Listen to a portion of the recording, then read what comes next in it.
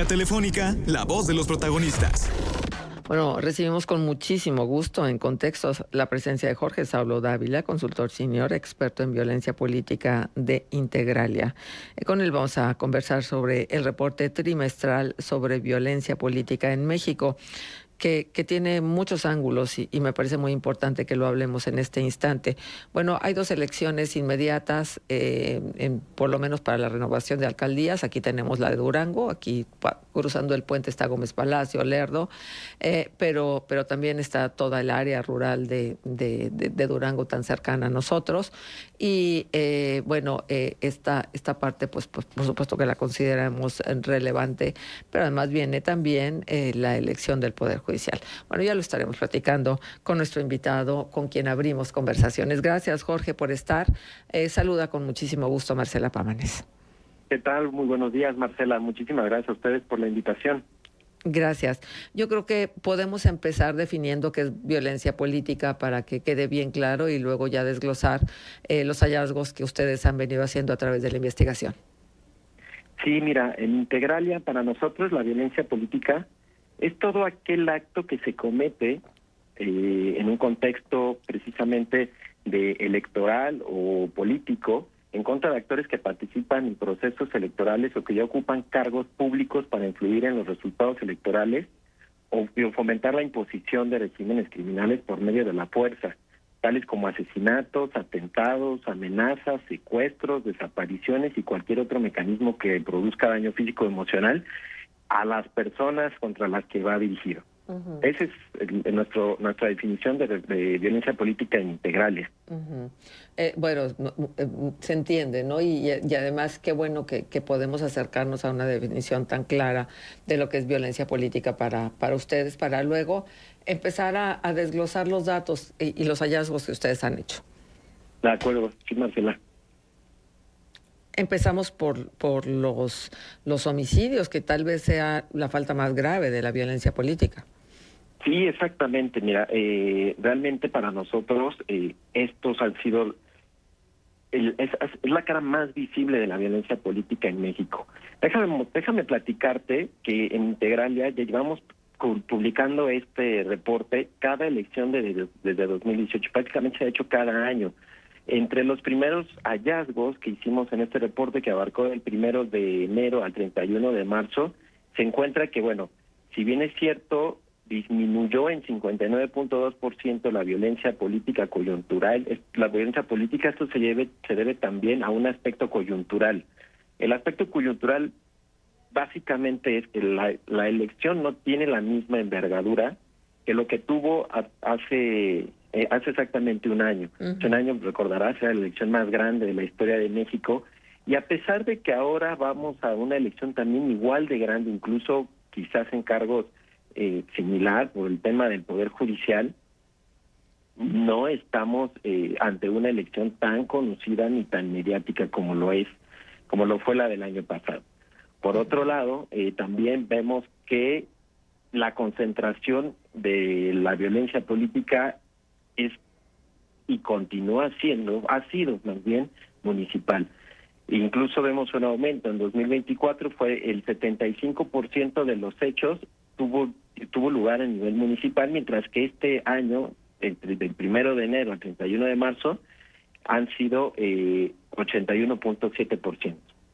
Por otro lado, Morena es el partido político con más incidentes. Tenemos hasta el momento 30 casos contabilizados para ellos. Uh-huh. Y finalmente no ha habido un gran impacto en las elecciones judiciales. Este es otro hallazgo muy importante y lo relaciono con lo primero que te comentaba, no es una elección tan conocida para el público e incluso para el crimen organizado. Y hay otros factores que pudieran también influir en esto, como que quizás el crimen organizado, pues una de las hipótesis, está migrando, ya comprendió que no necesita forzosamente hacerse presente antes de la elección, cuando lo puede hacer posteriormente, quizás esté esperando a que sean electos los jueces, magistrados y demás, para hacerse presente y a partir de ese momento cooptarlo. Uh-huh. Pero también puede ser que este gran desconocimiento también sobre lo que implica la elección también llegue a ellos, ¿no? Ahora bien, digamos que los homicidios han sido lo que más abarca a este proceso. En este momento tenemos contabilizados 50 homicidios, seguido por 24 amenazas, 15 atentados con arma de fuego, 11 secuestros, 2 desapariciones y algunos otros delitos, robos en los que se han visto, de los cuales han sido víctimas presidentes municipales, por ejemplo. Esos son los datos principales que hemos encontrado hasta ahora en Integralia. A ver, me surgen dos dudas. Por una parte, sí. Entre más gobierna un partido, más sujeto a la violencia está. Es decir, Morena prácticamente está gobernando en gran parte de los estados y en muchos municipios. Y si es Morena el que ha tenido más situaciones relacionadas con la violencia, podríamos concluir que es un proceso, y si me lo permites decirlo así, y lo entrecomillo, natural. Podría ser, aunque no necesariamente. Porque, mira, bueno, vemos que Morena tiene 30, pero el PRI tiene 10. Y la proporción de lo que gobierna uno y otro no es la misma relación. Podemos decir que en el caso de Morena lo que ha fomentado quizás sí es una parte, la gran proporcionalidad geográfica que gobiernan de municipios y estados, además de la presidencia de la República y de cargos a nivel locales y federales que tienen como diputaciones y senadurías, pero también la visibilidad que tiene este partido. Es muy claro que el crimen organizado busca cooptar a aquellos funcionarios públicos que más influencia pueden tener en el proceso electoral, o bien que más posibilidades tienen de ganar o que ya están en el cargo. Pero también se ven otro tipo de dinámicas de acuerdo a cada lugar, a cada municipio y cada región del país. Por ejemplo, en el caso de Morena, en el caso de cualquier partido político, es muy claro que el crimen organizado, una vez que se apuesta, que se asienta un partido político en ese municipio, el crimen organizado se va a hacer presente y va a decir, yo gobierno aquí, o bueno, tú ganaste la elección, pero quien va a gobernar es aquí. Y también hay casos de grandes lealtades.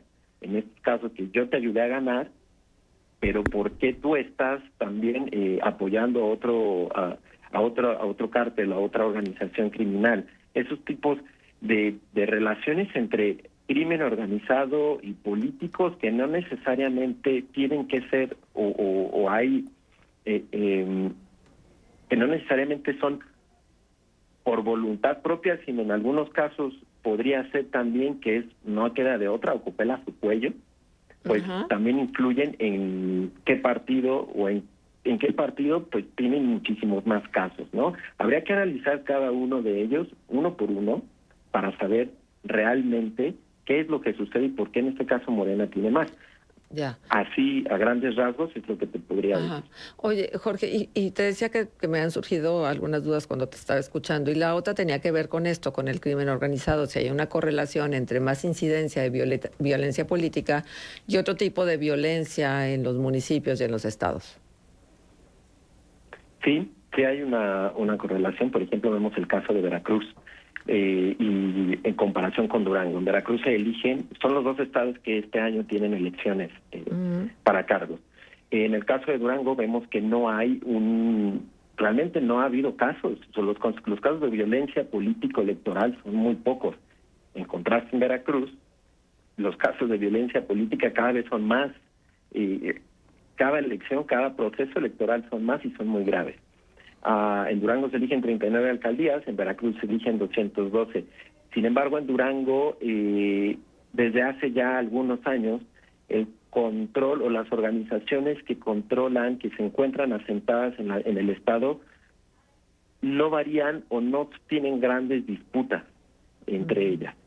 Sí. Digamos, todas las células que controlan el Estado pertenecen a una gran organización, que ahora podemos entrar a detalle sobre esa gran organización y cómo se ha fragmentado, Pero bueno, a grandes rasgos es esto.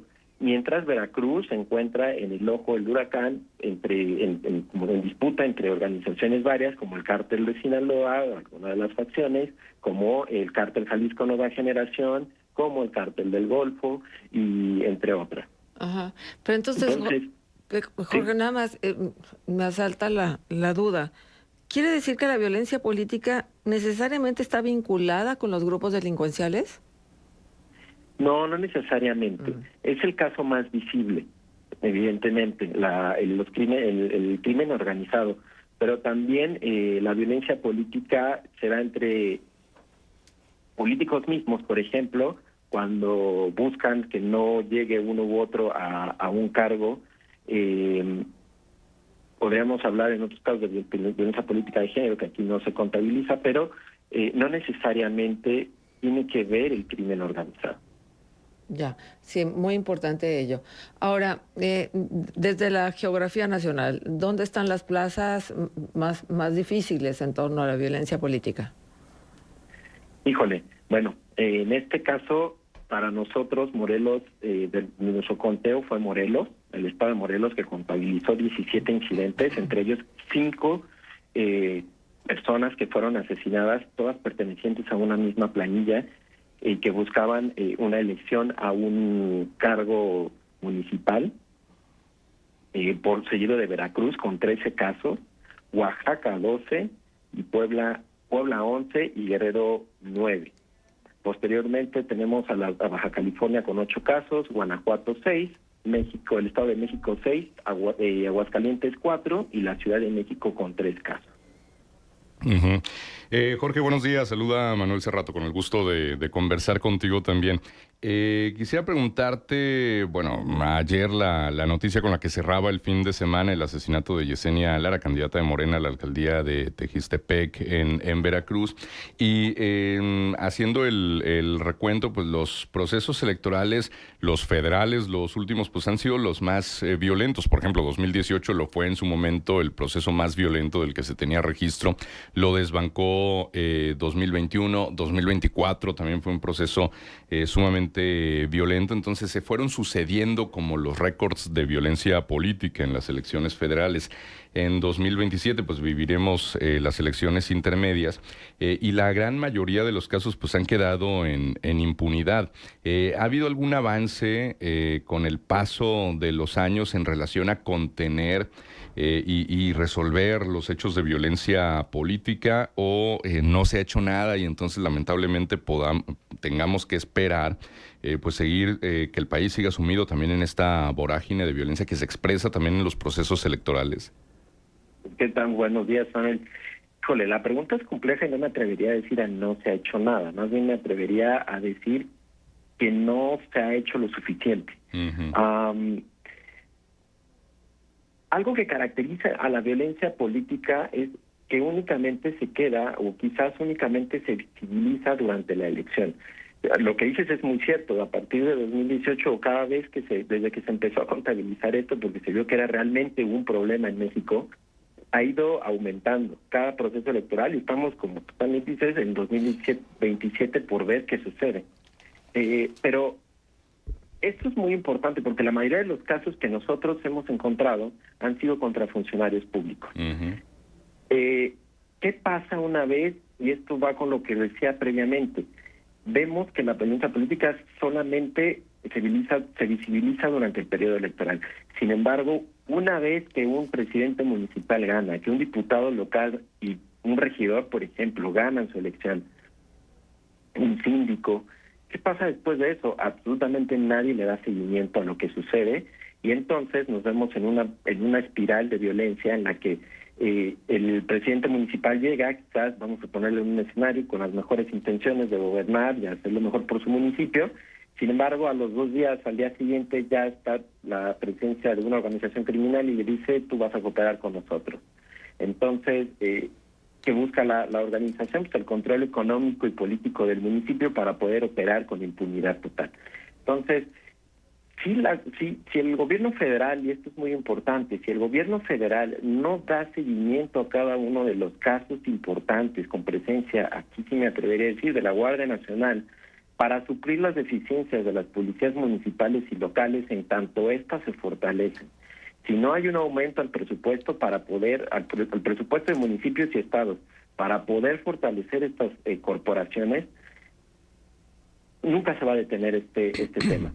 Y lo digo porque están en puerta de aprobación la ley del Sistema Nacional de Seguridad Pública, que sí plantea que la homologación de las policías locales, tanto municipales como estatales, bajo la supervisión del secretario ejecutivo del Sistema Nacional de Seguridad Pública, pero no plantea un aumento de presupuesto. Vemos municipios que no tienen presupuesto para poder mantener una policía, y hoy mismo se vuelve un problema en los salarios de estos policías, las condiciones laborales en términos generales de los policías. En tanto esto no sea realmente tomado como un asunto de seguridad, me atrevería a decir nacional, pues entonces, y con la prioridad y el destino de recursos que esto amerite, pues entonces vamos a seguir sumidos en esto, y en 2027 no vamos a ver 800 casos, vamos a ver 900, y en 2030 vamos a ver 1,200, y así vamos a ir poco a poco. Lo que decía hace un año el comandante del Comando Norte de los Estados Unidos, que en tanto el 30% del país estaba tomado, si mal no recuerdo, por el crimen organizado, pues entonces vamos a ir viendo más. Esto es importante porque entonces estas organizaciones tienen el control del presupuesto del municipio, el control de obras, deciden qué obras se hacen, a quién se le compra el material, a quién se contrata, el control de las policías municipales con todo y el armamento, el control del presupuesto de la policía municipal, ponen y quitan policías, los disfrazan a miembros de su organización de policías, ponen al director o secretario. Se da principalmente en los municipios. Esto, mientras no ocurra lo contrario, mientras no se fortalezca, pues entonces vamos a seguir metidos en esa actividad. Sí, qué cosa. Jorge, déjame preguntarte algo. Últimamente hemos visto casos vinculados con mujeres que están metidas en el tema de la política y la violencia que se ha ejercido contra ellas, ¿no? Y en la lista que ustedes tienen, y que es una lista muy, muy precisa, pues nos damos cuenta de la cantidad de mujeres que también han sido víctimas. O sea, ya no hay objeción alguna para que sean hombres o mujeres las víctimas de esta violencia política, ¿verdad? No, ya no, definitivamente ya no. Y por ejemplo, un ejemplo de esto es la ENSU, que cada año se publica y que nos dice que las mujeres se sienten más inseguras que los hombres en este país. Ya no es soy hombre y entonces soy un foco víctima de la violencia, ¿no? Incluso vimos en el operativo Enjambre que detuvieron a una presidenta municipal por estar presuntamente inmiscuida con el crimen organizado. Creo que esto ya rebasó el género, sino ya más bien tiene que ver con la ubicación, con la geografía y la importancia que cierto municipio o localidad tiene para cierta organización u organización. Ahora, ¿cómo está la relación con la impunidad?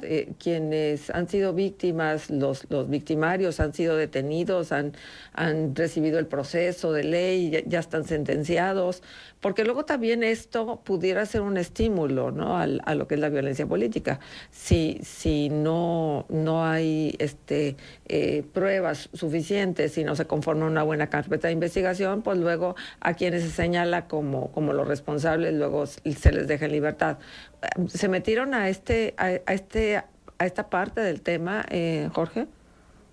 No a profundidad. Vemos que no han sido todos sentenciados, ni siquiera detenidos. Hay que darle seguimiento puntual a cada uno de los casos. En este caso, sí, no sabemos lo que profundizamos, pero se han vuelto únicamente en los casos mediáticos es donde realmente hay algún detenido. Cuando se viraliza el caso es cuando entonces la autoridad realmente trabaja para detenerlo de manera pronta y expedita y presentarlo ante la autoridad. Y lo de la conformación de carpetas de investigaciones es otro tema muy grave en México que hay que ponerle también bastante atención sobre esto, porque después se dice que se detiene, se lo suelta, pero no se ve el trasfondo si realmente estuvo bien conformada la carpeta de investigación, por ejemplo. Claro, por supuesto. Ahora, porque el tiempo nos gana, no por la falta de interés, por supuesto, Jorge. ¿Cuáles son las repercusiones en la calidad de la democracia que vivimos después de conocer todo este tema de la violencia política? ¿Cómo incide en la democracia, en la vida democrática? Híjole, el índice de democracia es muy claro. Somos una democracia débil.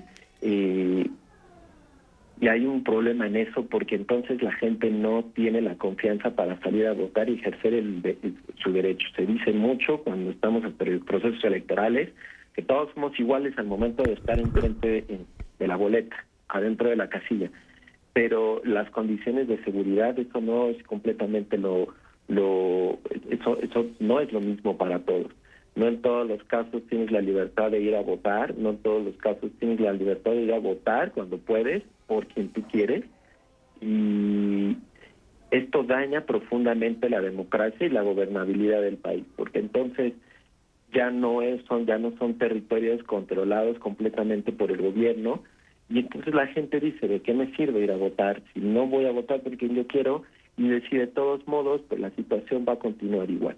Más del 50%, de acuerdo con la Encuesta Nacional de Seguridad Pública Urbana, de la gente en México, cree que la situación va a empeorar en el país. ¿Va a seguir igual o va a empeorar en el país? Entonces, esto nos dice también que no hay mucha esperanza en que esto vaya a cambiar. Y si lo sumas a un proceso electoral, entonces creo que pues es muy grave que no se le esté poniendo realmente la atención merecida a un tema como este.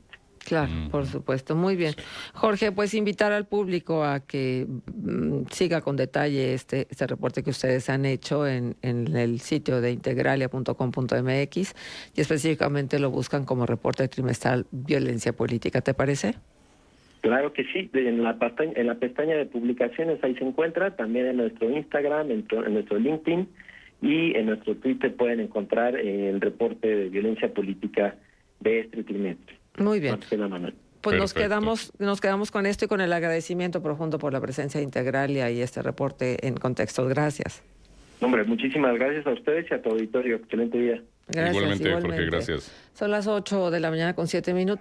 Digo, a menos de que me reporten que ya entregamos este pase doble, yo les sigo ofreciendo este pase doble para el juego de hoy de los algodoneros contra los toros, el juego número 3 a las 7:30. Qué linda manera de empezar la semana, distinta, diferente, yendo al béisbol, el deporte de la familia. Son las 8:07, vamos a la pausa comercial y regresamos. Escuchas Contextos. Regresamos con más.